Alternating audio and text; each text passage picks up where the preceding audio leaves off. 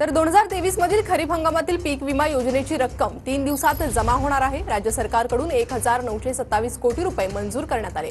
राज्यातील पीक विमा संदर्भात शेतकऱ्यांना महत्त्वाची बातमी। आता शेतकऱ्यांच्या खात्यात पीक विमा जिल्ह्यानुसार जमा। बघा, यवतमाळ, नागपूर, चंद्रपूर, गडचिरोली, नांदेड आणि परभणी या जिल्ह्यात आता शेतकऱ्यांच्या खात्यात पैसे जमा होण्यास सुरुवात। तर ही बघा, पीक विमा आता संदर्भात शेतकऱ्यांना लाखो शेतकऱ्यांना 2500 कोटी इतकी निधी आता खात्यात जमा करण्याचा सुरुवात झालेली आहे।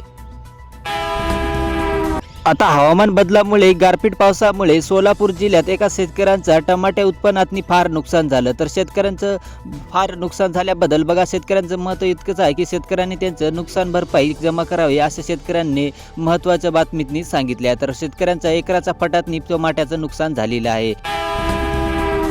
आता नमो शेतकरी योजनाबाबत आता नमो शेतकऱ्यांचा हप्ता लवकर त्यांच्या खात्यात जमा होणार।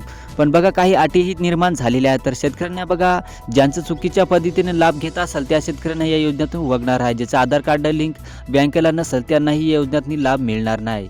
त्यानंतर बघा, नमो शेतकरी योजनेचा नव्या हप्त्याबाबत महत्त्वाची बातमी आता आलेली आहे की बघा, अपडेट आता लवकरच शेतकऱ्यांच्या खात्यात येणार। आता नमो शेतकऱ्यांचा नवा हप्ता आता 12 तासात जमा होणार असा महत्त्वाचा निर्णय सरकारच्या माध्यमातून घेण्यात आलेला आहे।